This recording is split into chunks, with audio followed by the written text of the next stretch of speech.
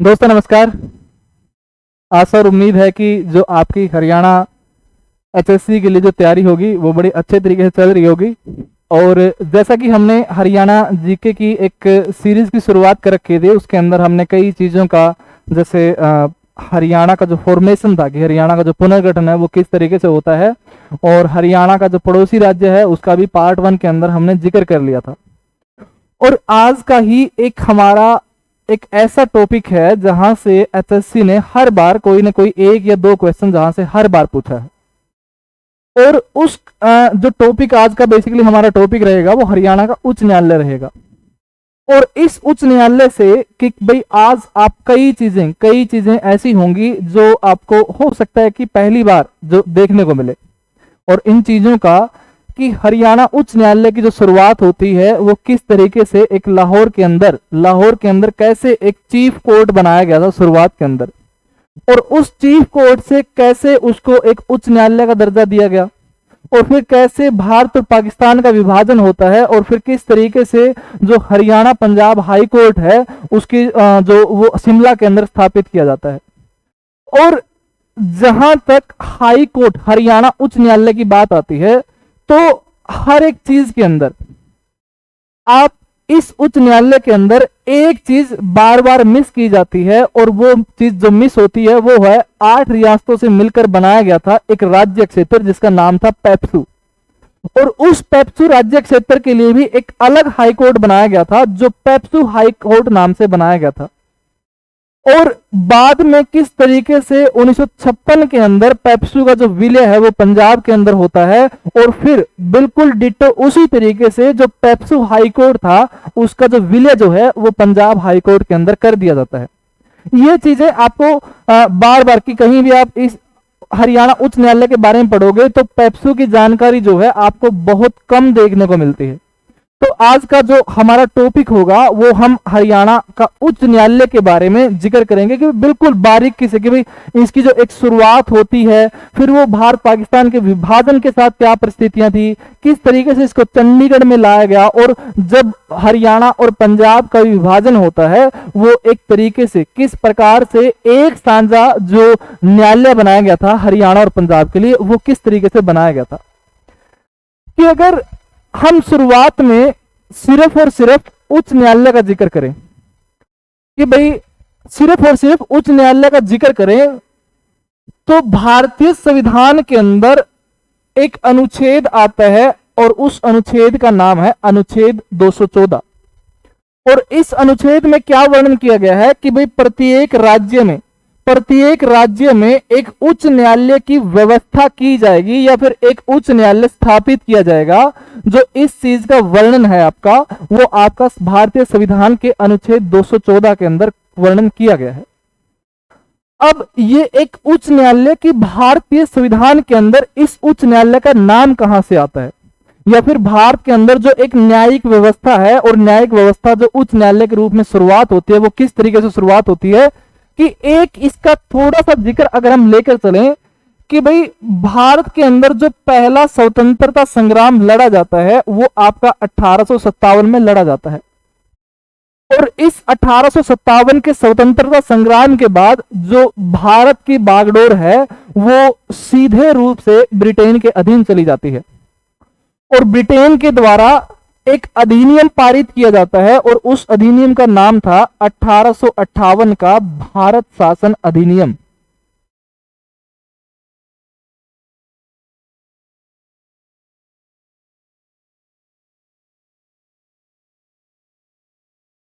जो 1 नवंबर 1858 को इलाहाबाद के अंदर पारित किया गया था, इलाहाबाद दरबार एक सजाया गया था, और उसी दरबार के अंदर इस भारतीय शासन अधिनियम के बारे में बताया गया था। और इसी अधिनियम के तहत जो भारत था वो पूर्ण रूप से ब्रिटेन के अधीन आ जाता है।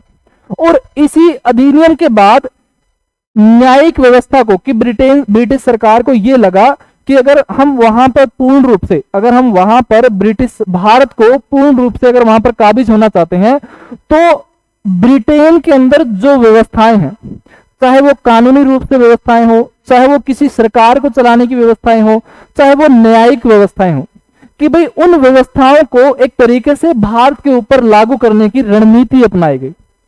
और इस रणनीति के तहत 1861 के अंदर एक अधिनियम पारित किया गया और उस अधिनियम का नाम था भारतीय उच्च न्यायालय अधिनियम।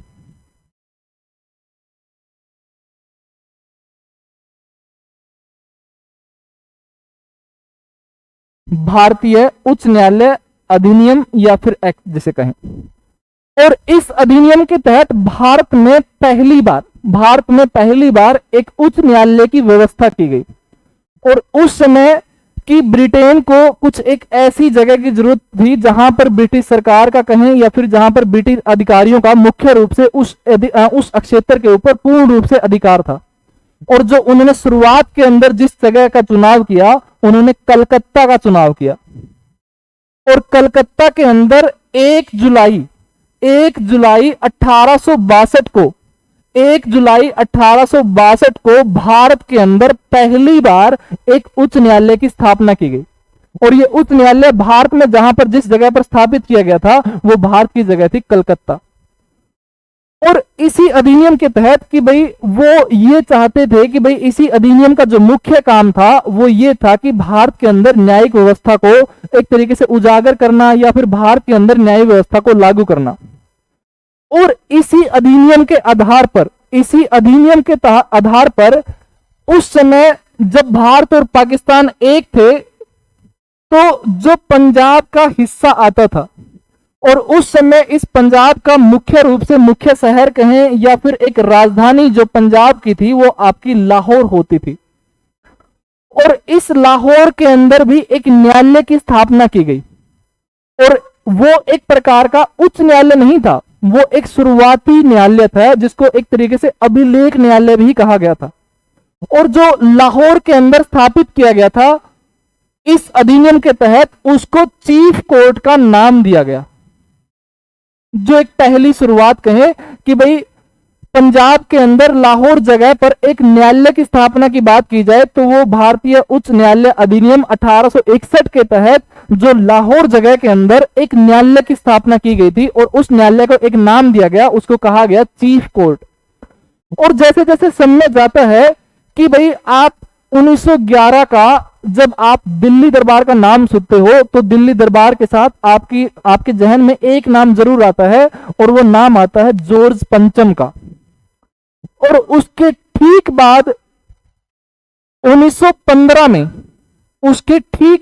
1915 के अंदर जो ब्रिटेन के अंदर कोनार्क कहें या राजा की वैल्यू कहें, जो उस समय राजा थे उनका नाम था जॉर्ज सप्तम।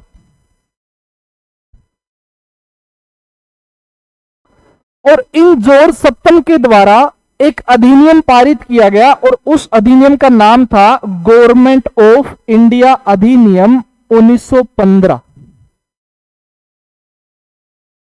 1915 के अंदर जॉर्ज सप्तम के द्वारा गवर्नमेंट ऑफ इंडिया 1915 अधिनियम पारित किया गया। और इस अधिनियम का जो मुख्य उद्देश्य था वो सिर्फ और सिर्फ न्यायिक व्यवस्था को सुधारने का कारण था। और उस समय कि भाई जिस तरीके से समय दर ब्रिटेन का जो प्रभाव है वो भारत के ऊपर पड़ता जा रहा था, तो उसी तरीके से उनको एक न्यायिक व्यवस्था, उनको गांव-गांव या फिर जिला स्तर पर या फिर राज्य स्तर पर उनको एक न्यायिक व्यवस्था करने की जरूरत पड़ रही थी। तो उस मामले में जॉर्ज सप्तम के द्वारा एक अधिनियम पारित किया गया जिसका नाम था गवर्नमेंट ऑफ इंडिया अधिनियम, जो आपका 1915 के अंदर पारित किया गया। और इस अधिनियम के अंदर अलग अलग प्रकार की धाराएं थी कि भाई इस धारा के अनुसार किसी न्यायालय को ये शक्तियां दी जाएगी और किसी न्यायालय को इस धारा के अनुसार ये शक्तियां उसको दी जाएंगी। कि मतलब एक तरीके से कहें जैसे भारतीय संविधान के अंदर अलग अलग चीजों का जो वर्णन किया गया है वो अनुच्छेद के अनुसार किया गया है। तो इसी अधिनियम में इसकी जितनी भी अलग अलग जो चीजों का वर्णन किया गया था वो धारा के अनुसार किया गया था। और इसी धारा के अंदर, इसी अधिनियम के अंदर एक धारा थी और वो धारा थी 113। और इस धारा के अंदर कि अगर किसी भी न्यायालय को धारा 113 के तहत स्थापित किया जाएगा तो वो एक तरीके से उच्च न्यायालय कहा जाएगा। कि अगर हम गवर्नमेंट ऑफ इंडिया 1915 के तहत इसकी अगर धारा 113 के तहत किसी न्यायालय को धारा 113 के तहत शक्ति दी जाएगी तो वो बेसिकली वो न्यायालय एक प्रकार का उच्च न्यायालय होगा। तो गवर्नमेंट ऑफ इंडिया 1915 के तहत धारा 113 के अनुसार लाहौर में एक न्यायालय को इस धारा के अनुसार शक्तियां प्रदान की गई और पहली बार 20 मार्च 1919 को लाहौर में पहली बार एक उच्च न्यायालय की स्थापना की गई और इस उच्च न्यायालय को नाम दिया गया लाहौर उच्च न्यायालय या फिर लाहौर हाई कोर्ट।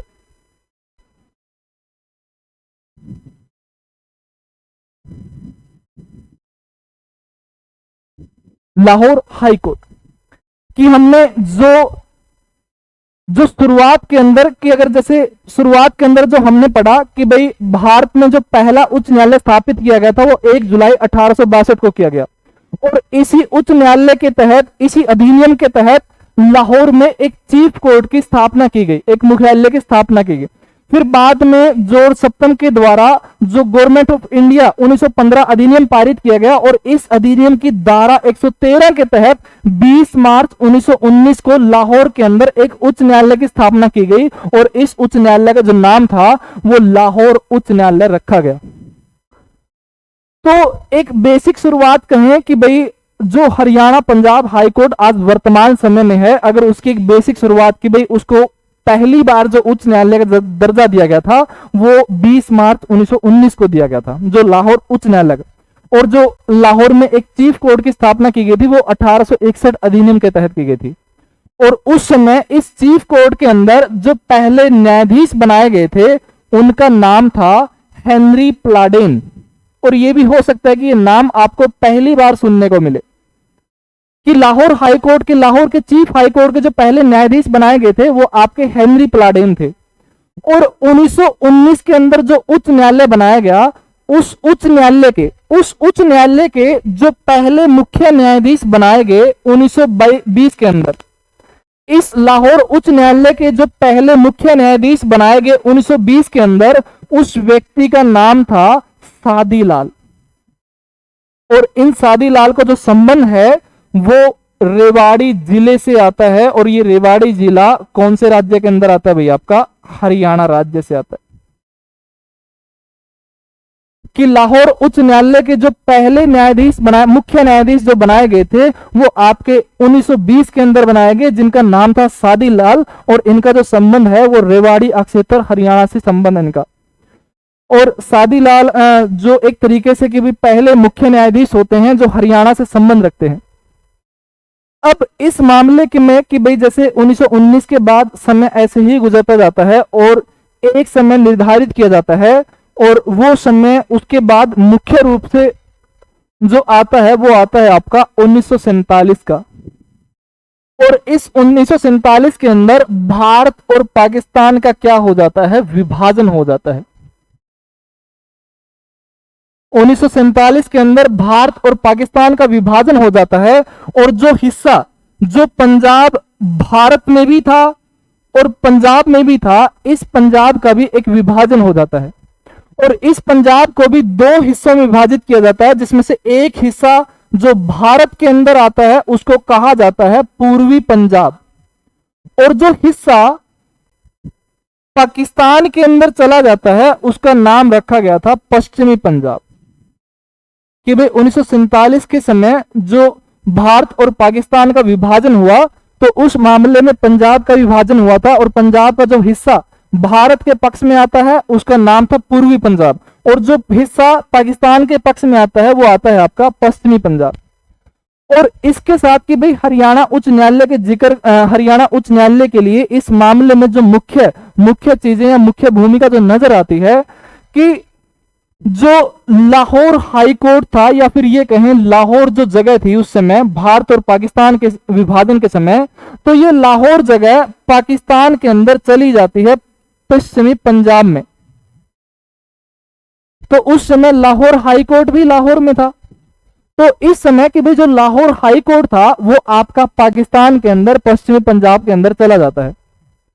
और जब भारत और पाकिस्तान का विभाजन होता था तो उस समय भारत के मद्देनजर रखते हुए तो न्यायिक व्यवस्था तो उस समय भी जरूरत थी। तो जवाहरलाल नेहरू जी को यह एहसास हुआ कि भाई एक लाहौर हाईकोर्ट तो पश्चिमी पंजाब पाकिस्तान के अंदर चला गया, और जो पूर्वी पंजाब भारत का हिस्सा है उस हिस्से को भी, उस पंजाब को भी एक न्यायिक व्यवस्था के लिए वहां पर भी एक उच्च न्यायालय जरूर होना चाहिए। जो आज के समय में चंडीगढ़ के अंदर आपका उच्च न्यायालय है, वो शुरुआत के अंदर वहां पर नहीं था, और ना ही चंडीगढ़ उस समय इतना विकसित शहर था। तो जब हरियाणा और जब पंजाब का एक तरीके से विभाजन होता है और पूर्वी पंजाब भारत के हिस्से में आता है, तो उस समय जो शिमला आज के समय में हिमाचल प्रदेश की जो राजधानी शिमला है, वो आपकी पूर्वी पंजाब का हिस्सा होती थी। तो जवाहरलाल नेहरू जी ने यह निर्णय लिया कि जब तक पंजाब के अंदर कोई ऐसा शहर या कोई ऐसा क्षेत्र पूर्ण रूप से विकसित नहीं होता, तब तक पूर्वी पंजाब के लिए शिमला जगह में एक उच्च न्यायालय की व्यवस्था की जाएगी। तो 1947 की आजादी के बाद जो पंजाब के लिए या फिर हरियाणा के लिए उच्च न्यायालय की जो व्यवस्था की गई थी, वो शिमला के अंदर की गई थी। और इस शिमला के अंदर जो हाई कोर्ट बनाया गया था, उस हाई कोर्ट का बिल्कुल डिट्टो ऐसे ही नाम रखा गया। इस हाई कोर्ट का नाम रखा गया पूर्वी पंजाब उच्च न्यायालय। कि भाई अगर जिक्र हो कि 1947 के बाद पंजाब का जो उच्च न्यायालय किस जगह पर स्थापित किया गया था, तो वो आपका स्थापित किया गया था शिमला के अंदर, जो पूर्वी पंजाब उच्च न्यायालय के नाम से था। और जाहिर सी बात है कि भाई अगर कोई वहां पर उच्च न्यायालय होगा तो वहां पर न्यायाधीश भी होंगे, और उन न्यायाधीशों के अंदर एक मुख्य न्यायाधीश भी होगा। अगर हम जिक्र करें कि 1947 से पहले जो लाहौर हाई कोर्ट था, 1947 से ठीक पहले जब भारत और पाकिस्तान का विभाजन नहीं हुआ था, कि उस समय जो लाहौर हाई कोर्ट के जो एक तरीके से अंतिम मुख्य न्यायाधीश थे, उनका नाम था अब्दुल रशीद। और ये चीज भी आपको हो सकता है कि भाई पहली बार सुनने को मिले, बहुत ही रेयर मिलेगा कि किसी किताब के अंदर यह जिक्र हो कि 1947 के अंदर लाहौर हाई कोर्ट के जो अंतिम या मुख्य न्यायाधीश थे वो आपके अब्दुल रशीद थे। और उसके बाद जो पूर्वी पंजाब का हिस्सा, पूर्वी पंजाब उच्च न्यायालय जो शिमला के अंदर स्थापित किया गया था, इसके अंदर जो पहले मुख्य न्यायाधीश बनाए गए, उस व्यक्ति का नाम था श्री रामलाल।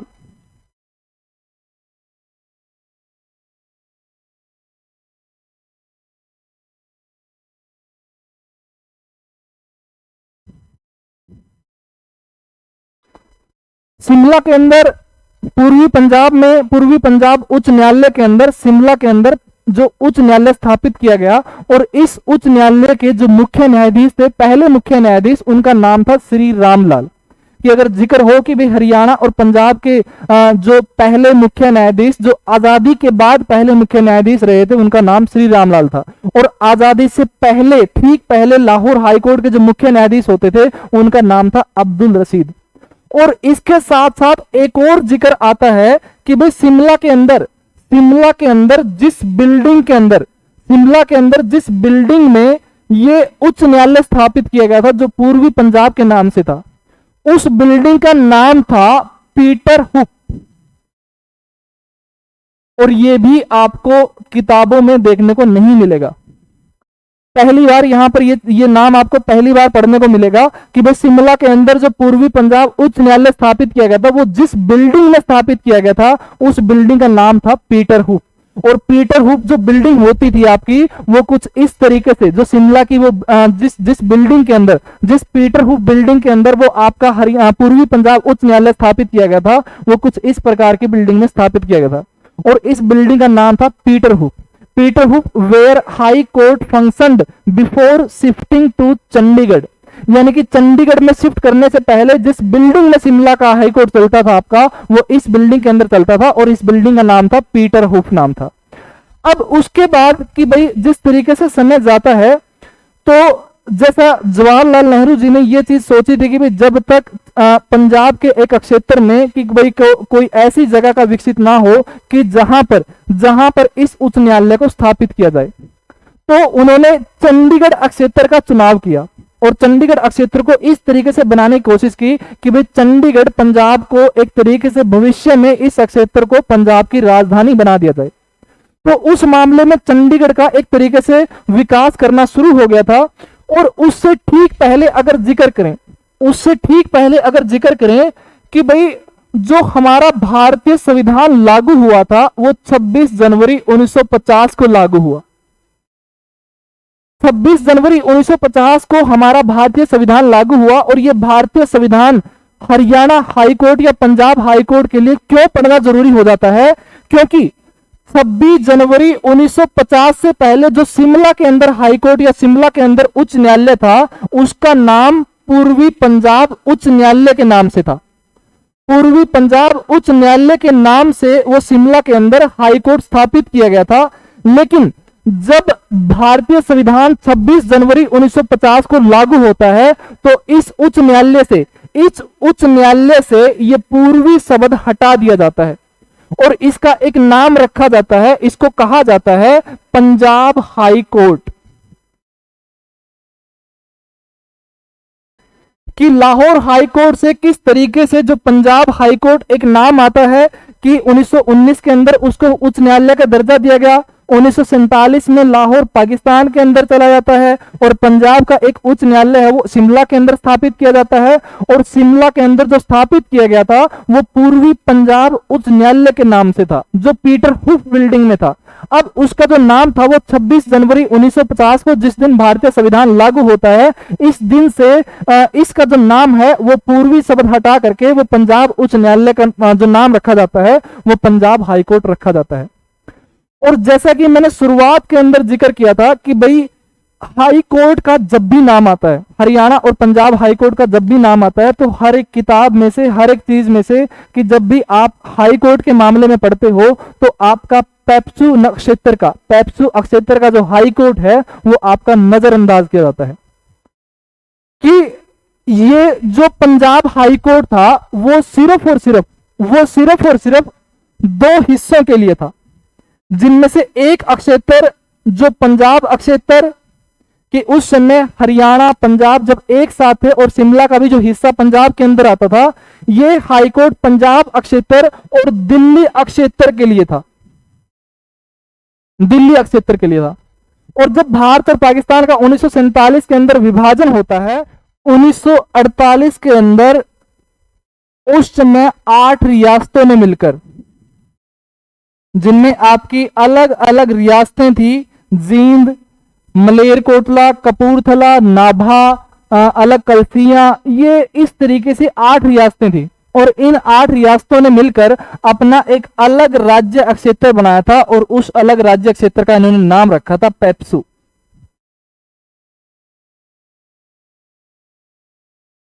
पेप्सू क्षेत्र उसका नाम रखा था।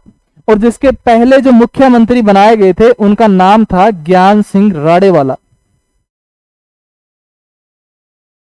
और पेप्सू क्षेत्र पर मैंने एक कंप्लीट वीडियो भी बना रखी है, जैसे उसके पहले मुख्यमंत्री से लेकर के किस तरीके से पेप्सू का निर्माण होता है और किस तरीके से पेप्सू का जो अंतिम विलय है वो पंजाब के अंदर किस प्रकार से किया जाता है। इसके ऊपर एक कंप्लीट वीडियो बना रखी है जो काफी इंटरेस्टिंग है। अगर पेप्सू के रूप में पूर्ण रूप से जानकारी की जरूरत पड़ती हो तो वो आप वीडियो जरूर देखें। तो खैर कि भाई 1948 के अंदर 8 रियासतों को मिला करके एक पेप्सू क्षेत्र बनाया गया। और उस समय चूंकि भारत को भी आजादी मिल चुकी थी, तो जो मेन फोकस था कि भाई हर एक क्षेत्र के अंदर न्यायिक व्यवस्था जरूर होनी चाहिए। और उस समय जो पेप्सू की एक तरीके से राजधानी बनाया गया था वो आपकी राजधानी थी पटियाला। और इस पटियाला के अंदर एक हाई कोर्ट की स्थापना की गई थी और उस हाई कोर्ट का नाम रखा गया था पेप्सू हाई कोर्ट। कि भाई जैसे 8 रियासतों ने मिलकर जो एक पेप्सू क्षेत्र बनाया था तो उसकी जो राजधानी होती थी वो पटियाला राजधानी होती थी। और इस पटियाला राजधानी के अंदर जो एक हाई कोर्ट बनाया गया था वो आपका पेप्सू हाई कोर्ट था। और इस हाई कोर्ट का एक छोटा सा जिक्र जो है कि भाई 1956 के अंदर 1956 के अंदर एक घटना होती है कि भाई इस पेप्सू अक्षेत्र का विलय जो है वो पंजाब राज्य क्षेत्र में कर दिया जाता है। इस पेप्सू क्षेत्र का जो विलय है वो पंजाब राज्य क्षेत्र में कर दिया जाता है। अब ऐसा तो हो नहीं सकता कि भाई एक राज्य के अंदर दो हाई कोर्ट हो, कि भाई वही हाई कोर्ट, दोनों हाई कोर्ट उसी राज्य के लिए एक उच्च न्यायालय का काम कर रहे हैं। तो उस मामले में जो आपका पेप्सू के अंदर हाई कोर्ट था, उस हाई कोर्ट को खत्म कर दिया गया और उस हाई कोर्ट को पंजाब हाई कोर्ट के अधीन कर दिया गया। और इस समय खास बात यह हो जाती है कि जब पंजाब हाई कोर्ट एक तरीके से एक अकेला हाई कोर्ट था, जब पंजाब हाई कोर्ट एक तरीके से अकेला हाई कोर्ट था, तो उस समय इसमें न्यायाधीशों की जो संख्या थी वो 8 थी। और जब पेप्सू हाई कोर्ट का जो विलय है वो इस हाई कोर्ट में किया जाता है, तो इसके अंदर से इसमें से 5 न्यायाधीशों को पंजाब हाई कोर्ट के अंदर शामिल कर दिया जाता है। और पंजाब हाई कोर्ट के अंदर कुल न्यायाधीशों की जो संख्या है वो आपकी 13 हो जाती है। कि 1956 के अंदर हम जिक्र करें कि 1956 के अंदर जब पेप्सू हाई कोर्ट का विलय पंजाब हाई कोर्ट के अंदर किया गया था, उस समय जो न्यायाधीशों की जो संख्या थी वो कितनी थी भाई? वो 13 संख्या थी। अब कि भाई ये एक छोटा सा मामला कि जिसका मैंने पेप्सू क्षेत्र का जिक्र किया कि भाई पेप्सू हाई कोर्ट जो पंजाब हाई कोर्ट के अंदर जिसका विलय किया जाता है 1956 के अंदर। अब इसका थोड़ा सा बैकग्राउंड जो हमने पहले पढ़ा था कि भाई 1947 की आजादी के बाद जो पंजाब हाई कोर्ट था जो वो स्थापित किया जाता है, वो आपका शिमला के अंदर स्थापित किया जाता है। शिमला के अंदर स्थापित किया जाता है, जिसका बाद में 26 जनवरी 1950 को जिसका नाम से आगे पूर्वी हटा करके इसका जो नाम है वो पंजाब हाई कोर्ट रखा जाता है। और ये पंजाब हाई कोर्ट शिमला के अंदर जिस बिल्डिंग के अंदर था, उस बिल्डिंग का नाम था पीटरहू।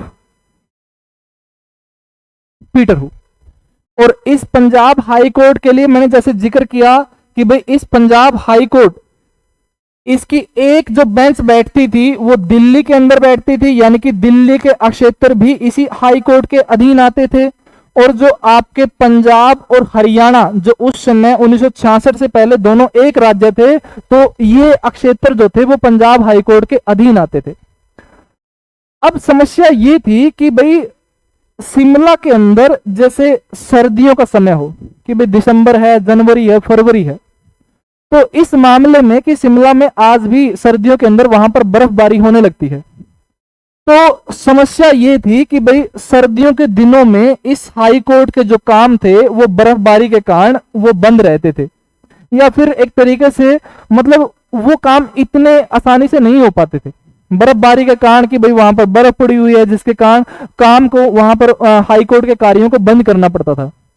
और दूसरी समस्या ये थी कि भाई हरियाणा जब पंजाब का ही अधीन था, तो भाई हरियाणा के कुछ एक क्षेत्र जो दक्षिण हिस्से में आते हैं, जैसे हम महेंद्रगढ़ की बात करें, हम गुड़गांव की बात करें, फरीदाबाद की बात करें, रेवाड़ी की बात करें, तो अगर वहां के कुछ केस होते थे तो उन केसों को भी शिमला तक लेकर जाना पड़ता था, क्योंकि भाई हाई कोर्ट तो वही था। और इस मामले में कि भाई ये निर्णय लिया गया जो जवाहरलाल नेहरू के द्वारा कि भाई उन्होंने जिसे पहले भी कहा था कि जब तक पंजाब के अंदर कोई एक ऐसा क्षेत्र विकसित नहीं हो जाता कि जहां पर हम उच्च न्यायालय को स्थापित कर सकें, तो इस मामले में एक बदलाव हुआ कि जवाहरलाल नेहरू के द्वारा 2 अप्रैल 1952 को चंडीगढ़ की जो एक तरीके से चंडीगढ़ का जो शिलान्यास है वो कर दिया जाता है कि भाई भारत के अंदर अगर हम जिक्र करें कि भाई एक योजनाबद्ध या फिर आधुनिक तरीके से जो बनाया गया शहर था वो आपका चंडीगढ़ था, जो जवाहरलाल नेहरू जी की देखरेख में बनाया गया था कि पहला भारत का जो पहला योजनाबद्ध कहें या फिर भारत का पहला आधुनिक जो शहर कहें, उसके अंदर नाम आता है आपका चंडीगढ़ का, जिसकी जो शिलान्यास है वो 1952 के अंदर जवाहरलाल नेहरू जी के द्वारा की गई थी। अब इस मामले में कि भाई जैसे जिक्र किया कि भाई शिमला के अंदर जो high court, Punjab high court था, वो पंजाब सर्दियों के समय उस हाई कोर्ट को बंद रखना पड़ता था। तो इस मामले में जवाहरलाल नेहरू के द्वारा 17 जनवरी 1955 को 17 जनवरी 1955 को यह घोषणा हुई कि भाई जो हाई कोर्ट शिमला के अंदर है, उस हाई कोर्ट को शिमला से उठा करके उसको स्थापित किया जाएगा, स्थानांतरित किया जाएगा चंडीगढ़ के अंदर। कि भाई 17 जनवरी 1955 को जो शिमला के अंदर पंजाब हाई कोर्ट होता था, वो स्थानांतरित कर दिया जाता है चंडीगढ़ के अंदर। जो आज के समय में आप हरियाणा पंजाब हाई कोर्ट देखते हो, वो आपका वही हाई कोर्ट है जो शिमला से स्थानांतरित किया गया चंडीगढ़ के अंदर। और जब शिमला से चंडीगढ़ के अंदर स्थानांतरित किया गया था, तो इसके अंदर एक जो सबसे मुख्य रूप से याद रखने वाली बात हो जाती है कि उस समय जो इसके मुख्य न्यायाधीश थे, जो पंजाब हाई कोर्ट के मुख्य न्यायाधीश थे, उनका नाम था अमरनाथ भंडारी। उनका नाम था अमरनाथ भंडारी, जिन्होंने पंजाब हरियाणा हाई कोर्ट के लिए 1952 से लेकर के 1959 तक कार्य किया है। और पंजाब हरियाणा हाई कोर्ट की दृष्टि से अगर हम किसी मुख्य न्यायाधीश का अगर सबसे लंबे समय तक के कार्यकाल के लिए जिक्र हो, तो वो आपका नाम आता है अमरनाथ भंडारी का। कि भाई अमरनाथ भंडारी ऐसे मुख्य न्यायाधीश जो हरियाणा पंजाब हाई कोर्ट के लिए जो सबसे लंबे समय कार्यकाल के लिए रहने वाले जो मुख्य न्यायाधीश रहे हैं, वो आपके अमरनाथ भंडारी रहे हैं। और इस चंडीगढ़, जिस बिल्डिंग के अंदर चंडीगढ़ हाई कोर्ट की स्थापना या फिर जिस बिल्डिंग के अंदर ये पंजाब हाई कोर्ट स्थानांतरित किया गया था, उस बिल्डिंग के जो वास्तुकार माने जाते हैं, वो ली कार्बोशियर माने जाते हैं।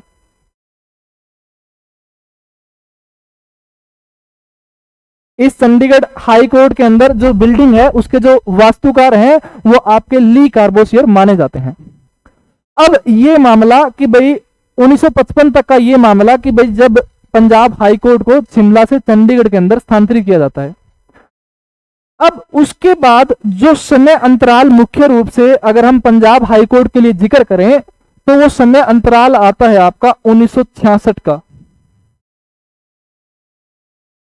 और 1966 के समय अंतराल के लिए जिक्र करें कि भाई यहां से दो मुख्य बातें निकलती हैं, और वो दो मुख्य बातें हैं आपकी कि भाई एक तो हरियाणा पंजाब का विभाजन,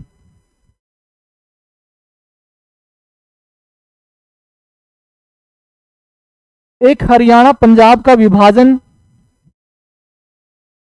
और 1966 में एक और गतिविधि जो हमें जरूरी हो जाती है पढ़ना, वो है आपकी दिल्ली के अंदर उच्च न्यायालय की स्थापना, जिसको अगर हम कहें दिल्ली उच्च न्यायालय की स्थापना। और ये दोनों घटनाएं आपकी पंजाब हाई कोर्ट से जुड़ी हुई है।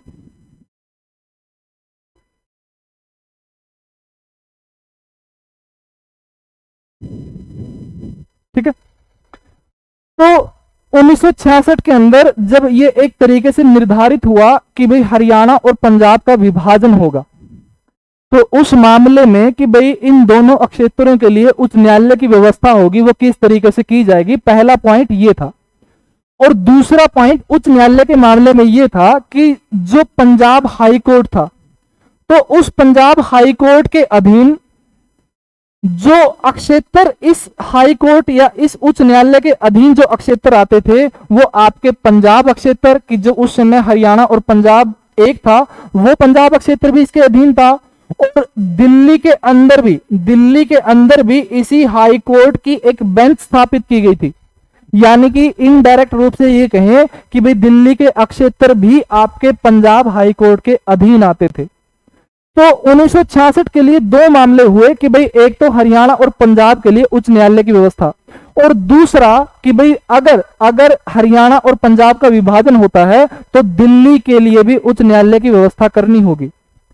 और इस मामले में एक अधिनियम पारित किया गया कि दिल्ली उच्च न्यायालय के लिए एक अधिनियम पारित किया गया, और उस अधिनियम का नाम था दिल्ली उच्च न्यायालय अधिनियम।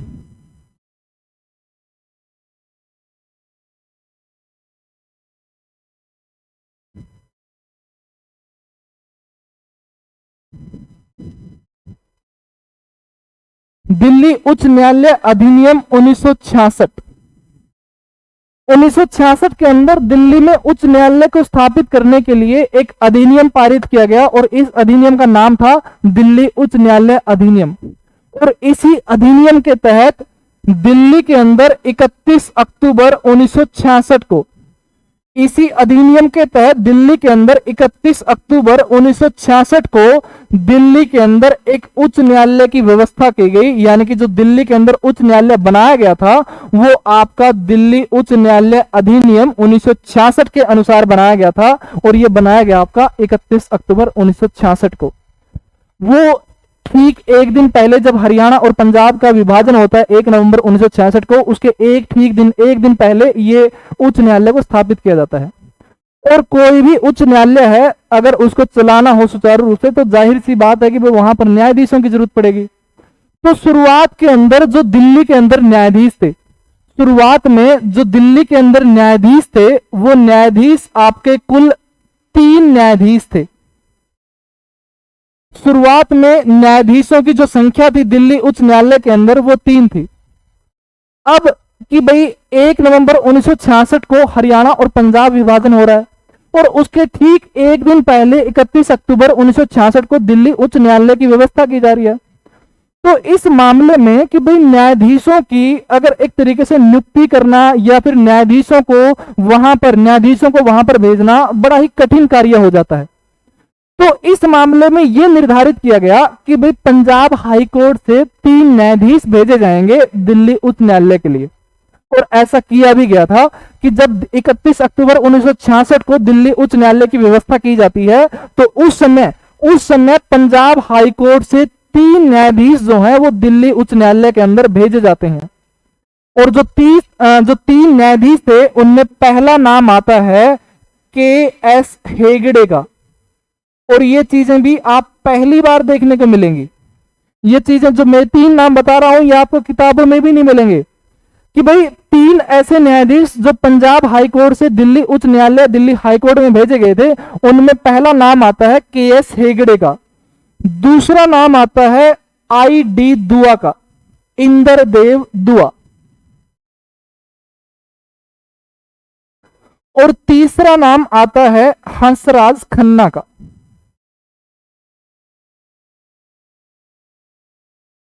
कि 3 ऐसे न्यायाधीश जो पंजाब हाईकोर्ट से दिल्ली उच्च न्यायालय के अंदर भेजे गए थे उनमें से नाम आता है के.एस. हेगड़े, के सदानंद हेगड़े, इंद्रदेव दुआ, और तीसरा नाम आता है हंसराज खन्ना का। एक तरीके से कि भाई 31 अक्टूबर 1966 को जिस दिल्ली उच्च न्यायालय की व्यवस्था की गई थी उसमें 3 न्यायाधीश थे जो पंजाब हाईकोर्ट से भेजे गए थे, के.एस. हेगड़े, आई.डी. दुआ, और तीसरा नाम आता है हंसराज खन्ना का। और एक दिल्ली उच्च न्यायालय को पंजाब हाईकोर्ट से क्या कर दिया जाता है, अलग कर दिया जाता है। अब दूसरा मामला यह आता है कि भाई इसके ठीक अगले दिन 1 नवंबर 1966 को हरियाणा और पंजाब का विभाजन हो जाता है। और जिस अधिनियम के अनुसार उनका विभाजन होता है वो आपका पंजाब पुनर्गठन अधिनियम के अनुसार होता है।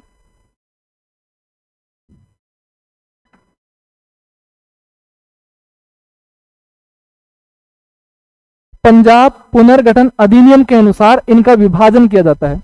और उस समय दिक्कत ये आती है कि भाई पंजाब हाईकोर्ट एक है लेकिन जो राज्य हैं वो आपके हरियाणा एक अलग राज्य बन गया, पंजाब एक अलग राज्य बन गया।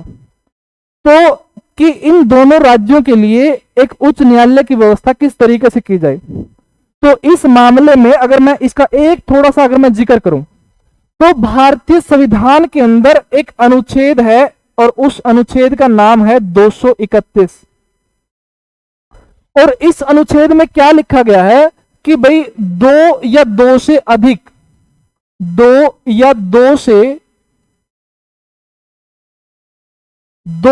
अधिक राज्यों के लिए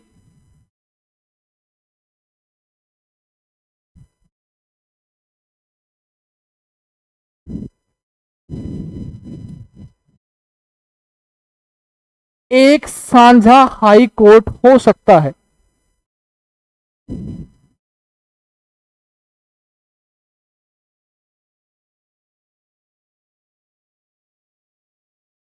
और जो इस चीज का वर्णन किया गया है वो आपका भारतीय संविधान के अंदर अनुच्छेद 231 के अंदर इस चीज का वर्णन किया गया है। अब कि भाई हरियाणा को भी एक तरीके से उच्च न्यायालय की जरूरत है, पंजाब को भी एक उच्च न्यायालय की जरूरत है, तो इस मामले में भारतीय संविधान अनुच्छेद 231 का प्रयोग किया गया। और इस अनुच्छेद के अंदर कि भाई जिस अधिनियम के तहत यानी कि पंजाब पुनर्गठन अधिनियम के तहत हरियाणा और पंजाब को अलग किया गया, तो इसी अधिनियम के अंदर एक अनुच्छेद शामिल किया गया और उस अनुच्छेद का नाम था अनुच्छेद 21। और इस अनुच्छेद 21 में यह लिखा गया कि भाई पंजाब और हरियाणा के लिए एक साझा हाई कोर्ट होगा जिसे हरियाणा पंजाब हाई कोर्ट या उच्च न्यायालय कहा जाएगा। कि भाई 231 में यह वर्णन है कि 2 या 2 से अधिक राज्यों के अंदर एक हाई कोर्ट हो सकता है। और उसके बाद कि भाई पंजाब पुनर्गठन अधिनियम के अंदर ही एक अनुच्छेद 21 बनाया गया और इस 21 के अनुसार यह वर्णन किया गया है कि भाई हरियाणा और पंजाब के लिए एक साझा हाई कोर्ट होगा जो एक तरीके से जो हरियाणा और पंजाब हाई कोर्ट कहलाएगा। कि अगर जैसे हम उसकी शुरुआत जो थोड़ा सा अगर जिक्र करें, ये उस समय की तस्वीर है जब जो जवाहरलाल नेहरू है ये घोषणा करते हैं कि भाई जो शिमला हाई कोर्ट है वो शिमला से चंडीगढ़ स्थापित किया जाएगा। और उसके बाद कि भाई जो पंजाब और हरियाणा हाई कोर्ट जो एक तरीके से इस प्रकार की बिल्डिंग आज के वर्तमान समय में हमें जो उच्च न्यायालय के रूप में जो दिखाई देता है वो आपका पंजाब और हरियाणा हाई कोर्ट है जो वर्तमान समय में जिस बिल्डिंग के अंदर है। तो ये चीजें कि भाई एक तरीके से एक सफर का जिक्र करें कि जो उच्च न्यायालय हरियाणा और पंजाब उच्च न्यायालय का जो सफर की किस तरीके से 1861 के अधिनियम से उसकी शुरुआत होती है। एक शुरुआत के अंदर चीफ कोर्ट बनाया जाता है, 1919 में उसको एक तरीके से उच्च न्यायालय का दर्जा दिया जाता है। फिर आजादी के बाद किस तरीके से पूर्वी पंजाब हाई कोर्ट के नाम से शिमला के अंदर एक हाई कोर्ट बनाया जाता है। फिर किस तरीके से 1955 के अंदर उसे शिमला से चंडीगढ़ में स्थापित किया जाता है। और फिर किस तरीके से 1966 में जो दिल्ली का एक अलग हाई कोर्ट बनाया जाता है और पंजाब और हरियाणा के लिए एक साझा हाई कोर्ट बनाया जाता है। और उसके अंदर हमने कई चीजों का जिक्र किया कि भाई आजादी के बाद इसके पहले मुख्य न्यायाधीश कौन थे और 1920 के अंदर इसके पहले मुख्य न्यायाधीश कौन थे। और जब शिमला से चंडीगढ़ में स्थापित किया गया तो उस समय अमरनाथ भंडारी थे जो न्यायाधीश के रूप में जिनका सबसे लंबे समय तक कार्यकाल रहा। और उसके बाद कुछ एक तथ्य ऐसे हैं जो हरियाणा पंजाब उच्च न्यायालय से जुड़े हुए हैं और उनमें एक तथ्य आता है आपका महिलाओं के जिक्र से कि जैसे मुख्य न्यायाधीश का अगर हम जिक्र करें तो आज तक अभी तक कोई भी महिला इस हाई कोर्ट के लिए मुख्य न्यायाधीश नहीं बन पाई है कि कोई भी ऐसी महिला नहीं रही जो पंजाब और हरियाणा उच्च न्यायालय के लिए मुख्य न्यायाधीश रही हो। लेकिन 3 ऐसी महिलाएं रही हैं जिन्होंने इस उच्च न्यायालय के लिए न्यायाधीश के रूप में काम किया है। और उनमें से जो पहला नाम आता है वो आता है आपका किरण आनंद पाल का। कि भाई पहली महिला जो हरियाणा पंजाब उच्च न्यायालय के अंदर न्यायाधीश के रूप में चुनी गई थी उनका नाम है किरण आनंद पाल। दूसरी महिला जो हरियाणा पंजाब उच्च न्यायालय के न्यायाधीश रही थी उनका नाम है निर्मला यादव।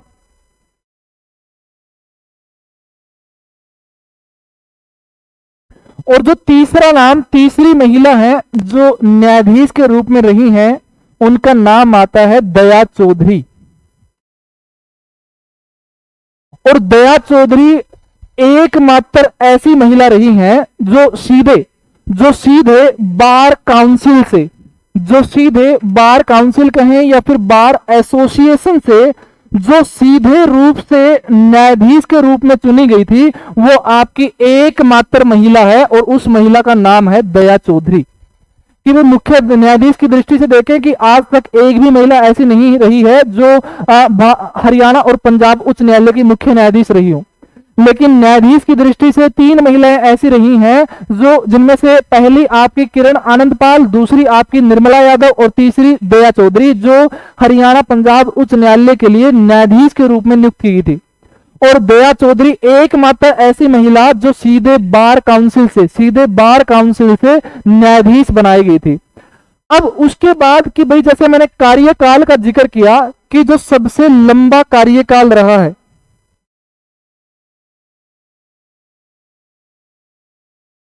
जो सबसे लंबा कार्यकाल रहा है वो आपका अमरनाथ भंडारी का रहा है मुख्य न्यायाधीश के रूप में।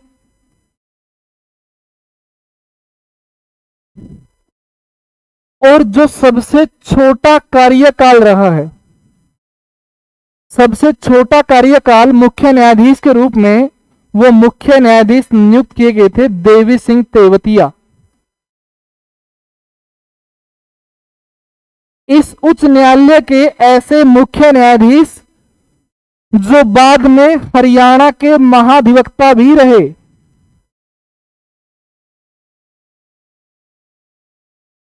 कि जैसे मैंने जिक्र किया कि अगर मुख्य न्यायाधीश के रूप में जो सबसे लंबा कार्यकाल रहा है वो अमरनाथ भंडारी का रहा है, और जो सबसे छोटा कार्यकाल रहा है वो देवी सिंह तेवतिया का रहा है। और देवी सिंह तेवतिया इस उच्च न्यायालय के ऐसे मुख्य न्यायाधीश भी रहे हैं जो हरियाणा के महाधिवक्ता भी बनाए गए थे। और उसके बाद दो नाम ऐसे आते हैं जिनमें से पहला नाम आता है रणजीत सिंह नरूला का।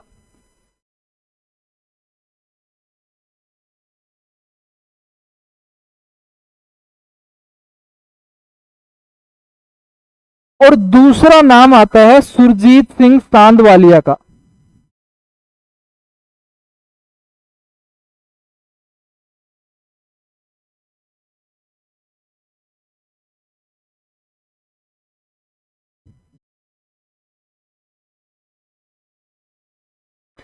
कि हरियाणा के हरियाणा उच्च न्यायालय के मुख्य न्यायाधीश के रूप में जिक्र करें तो दो नाम आते हैं, जिसमें से एक रणजीत सिंह नरूला और दूसरे आते हैं आपके सुरजीत सिंह सांधवालिया। और ये दो ऐसे व्यक्ति रहे हैं जो हरियाणा के राज्यपाल भी रहे हैं और हरियाणा पंजाब उच्च न्यायालय के लिए मुख्य न्यायाधीश भी रहे हैं।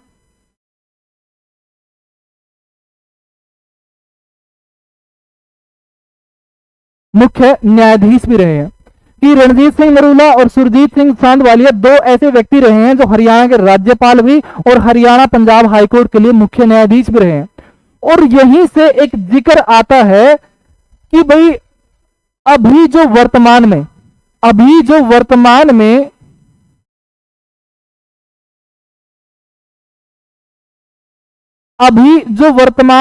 हरियाणा और पंजाब हाईकोर्ट के जो मुख्य न्यायाधीश हैं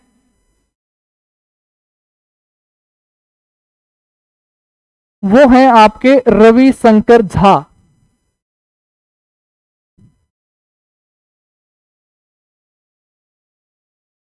और ये जो मुख्य न्यायाधीश हैं आपके वो 35वें नंबर के हैं। अब अभी तक का कि भाई जैसे वर्तमान का मैंने जिक्र किया कि भाई वर्तमान में जो उच्च न्यायालय के मुख्य न्यायाधीश है वो आपके रविशंकर झा है। और दो चीजें जो इस उच्च न्यायालय से कहें या फिर मुख्य न्यायाधीश से जो पेंडिंग रहती हैं आपकी, उनमें से एक पहली चीज है वो है शपथ की, और दूसरी चीज है हरियाणा पंजाब उच्च न्यायालय के अंदर न्यायाधीशों की संख्या की। कि भाई वर्तमान के अंदर हमने मुख्य न्यायाधीश का जिक्र किया कि भाई वो रविशंकर झा है, और उसके बाद कि भाई अगर कोई भी न्यायाधीश या मुख्य न्यायाधीश नियुक्त किया जाता है तो उसका शपथ का मामला भी आता है, और एक हाई कोर्ट के अंदर या उच्च न्यायालय के अंदर न्यायाधीशों की जो संख्या होगी कि वो किस तरीके से कितनी संख्या होनी चाहिए उस मामले का भी जिक्र आता है। कि सबसे पहले अगर हम शपथ के बारे में जिक्र करें तो जो हमारा हाई कोर्ट है ये आपका पंजाब के लिए भी हाई कोर्ट है, ये आपका हरियाणा क्षेत्र के लिए भी हाई कोर्ट है, और दूसरा ये आपका चंडीगढ़ के लिए भी हाई कोर्ट है। कि भाई पंजाब हरियाणा और चंडीगढ़ इन तीनों क्षेत्रों के लिए एक कॉमन या एक साझा हाई कोर्ट है जो पंजाब और हरियाणा हाई कोर्ट है। तो इस मामले में कोई भी न्यायाधीश है उसको शपथ दिलाने का, मुख्य न्यायाधीश को जो शपथ दिलाने का जो कार्य होता है वो राज्यपाल का होता है। कि भाई किसी भी उच्च न्यायालय का अगर मुख्य न्यायाधीश है तो मुख्य न्यायाधीश को जो शपथ दिलाने का काम करता है वो राज्यपाल का होता है। तो भाई ये तो पंजाब में भी राज्यपाल है, हरियाणा के अंदर भी राज्यपाल है, तो इस चीज के अंदर कि कोई भी हरियाणा और पंजाब उच्च न्यायालय के लिए मुख्य न्यायाधीश होगा तो उसको जो शपथ दिलाने का कार्य करेगा वो पंजाब का राज्यपाल करेगा। वो हरियाणा का राज्यपाल शपथ नहीं दिलाता, वो पंजाब का राज्यपाल शपथ दिलाता है। कि जैसे रविशंकर झा के समय के अंदर जो आपके पंजाब के गवर्नर या पंजाब के जो राज्यपाल थे वो वीपी भदनौर थे, जिन्होंने रविशंकर झा को शपथ दिलाने का काम किया था। और उसके बाद की जैसे हम संख्या का जिक्र करें तो उच्च न्यायालय के अंदर संविधान में कि इस उच्च न्यायालय के अंदर न्यायाधीशों की संख्या कितनी होगी ऐसा कोई वर्णन नहीं है। लेकिन दो चीजें हैं कि भाई हरियाणा और पंजाब के अंदर उच्च न्यायालय की जो संख्या हो सकती है वो आपकी अधिकतम 85 संख्या हो सकती है। कि भाई हरियाणा और पंजाब उच्च न्यायालय के अंदर जो अधिकतम संख्या हो सकती है न्यायाधीशों की वो आपकी 85 हो सकती है। और इस 85 में से आपके जो 64 होंगे, इस 85 में से जो 64 होंगे वो आपके स्थायी न्यायाधीश होंगे और जो 21 होंगे वो आपके अस्थायी न्यायाधीश होंगे। और वर्तमान समय में इसका जिक्र करें तो आपका 16 अगस्त 2022 से 16 अगस्त 2022 से जो वर्तमान समय में इन न्यायाधीशों की जो संख्या है वो 57 संख्या है। कि भाई आज के समय में 16 अगस्त 2022 में जो हरियाणा पंजाब हाई कोर्ट के अंदर न्यायाधीशों की जो संख्या है वो 57 संख्या है। और इस 57 में से आपके जो 40 न्यायाधीश हैं वो स्थायी न्यायाधीश हैं, वो परमानेंट न्यायाधीश हैं। और इनमें से जो 17 न्यायाधीश हैं वो आपके अस्थायी न्यायाधीश हैं। कि भाई शपथ दिलाने का जो काम करेगा वो पंजाब का राज्यपाल का काम होता है। और संख्या की बात करें कि भाई हरियाणा पंजाब उच्च न्यायालय के अंदर जो अधिकतम न्यायाधीशों की जो संख्या हो सकती है वो आपकी 85 हो सकती है, जिनमें से 64 स्थायी होंगे, 21 अस्थायी होंगे। 16 अगस्त 2022 के अनुसार जो अभी वर्तमान संख्या में न्यायाधीशों की जो संख्या वो आपकी 57 है। और दूसरा कि भाई 57 के अंदर 40 स्थायी हैं और 17 क्या है आपके अस्थायी हैं। और इसके साथ साथ आपकी दो और चीजें जो हरियाणा पंजाब हाई कोर्ट के साथ जुड़ी हुई हैं वो आपकी कि भाई हरियाणा और पंजाब हाई कोर्ट के लिए जो आज के समय में इसका नामकरण या इसका जो नाम रखा गया है, जो आज के समय में हरियाणा पंजाब हाई कोर्ट उच्च न्यायालय है उसका जो नाम रखा गया है इसको पैलेस ऑफ जस्टिस भी कहा जाता है।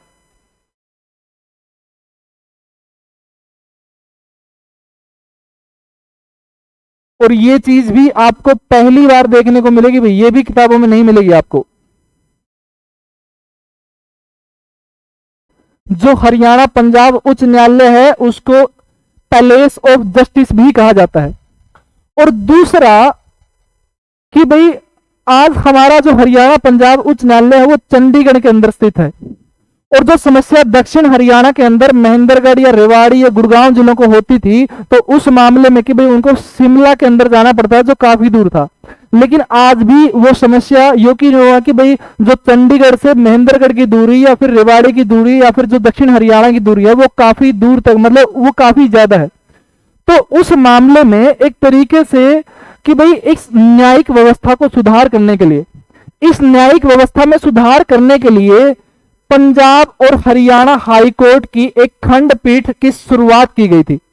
कि भाई ऐसा हाई कोर्ट की तरफ से ऐसा कहा गया कि भाई ताकि उन लोगों के लिए आसानी हो तो इस मामले में इसी उच्च न्यायालय की एक खंडपीठ स्थापित की जाए। खैर अभी स्थापित नहीं की गई, बस उसका एक तरीके से प्रस्तावित की गई है वो। और इसके लिए जो जगह का चुनाव किया गया वो जयपुर जगह का चुनाव किया गया। कि भाई हरियाणा पंजाब उच्च न्यायालय के लिए जो एक खंडपीठ को प्रस्तावित किया गया है वो राजस्थान के अंदर जयपुर के अंदर प्रस्तावित किया गया कि भाई ताकि दक्षिण हरियाणा के जो हिस्से हैं वो आपके उनका जो न्यायिक क्षेत्र है वो उनके जो केस है वो जयपुर के अंदर लड़े जा सके। तो ये आपका कि भाई हरियाणा पंजाब उच्च न्यायालय के से जो एक तरीके से जो पूर्ण रूप से कि भाई जो जो चीजें हरियाणा पंजाब उच्च न्यायालय से क्वेश्चन के रूप में पूछी जा सकती हैं या आपकी उसकी शुरुआत से लेकर के जो क्वेश्चन पूछे जा सकते हैं उन सभी का हमने जिक्र किया। कि जैसे शुरुआत के अंदर हमने जो जिक्र किया कि भाई एक 1861 अधिनियम के तहत 1861 अधिनियम के तहत किस तरीके से एक चीफ कोर्ट की स्थापना की गई। फिर उसके बाद कि जो 1915 के जोर सप्तम के जो गवर्नमेंट ऑफ इंडिया अधिनियम था उसकी धारा 113 के तहत 20 मार्च 1919 को लाहौर उच्च न्यायालय की किस तरीके से स्थापना की गई। और जो इसके जो पहले मुख्य न्यायाधीश बनाए गए थे वो शादी लाल थे जो रेवाड़ी और हरियाणा से संबंध रखते थे। उसके बाद कि भाई किस तरीके से भारत और पाकिस्तान का विभाजन हुआ, शिमला के अंदर हाई कोर्ट बना, शिमला से फिर चंडीगढ़ के अंदर स्थापित किया गया। फिर भारत और हरियाणा और पंजाब का विभाजन होता है, दिल्ली का एक अलग हाई कोर्ट बनाया जाता है, पंजाब और हरियाणा का एक साझा हाई कोर्ट बनाया जाता है जो अनुच्छेद 21 के अनुसार बनाया गया। उसके बाद हमने जिक्र किया कि भाई जो इसके अंदर कौन से जो व्यक्ति थे उनका लंबा कार्यकाल रहा और कौन से मुख्य न्यायाधीश का छोटा कार्यकाल रहा। महिला न्यायाधीश का भी जिक्र किया। और जो इस उच्च न्यायालय का जो दूसरा नाम है जिसे पैलेस ऑफ जस्टिस भी कहा जाता है। और उसके बाद कि भाई इसके अंदर जो खंडपीठ की स्थापना की गई है वो जयपुर के अंदर प्रस्तावित की गई है। तो ये आपका मतलब कि पूरी एक्सप्लेनेशन की भाई हरियाणा पंजाब उच्च न्यायालय से जो हो सकती है उसका आज हमने पूरा एक्सप्लेनेशन डिस्कस किया। तो आज के लिए भाई इतना ही। तो सभी के लिए धन्यवाद। Thank you very much.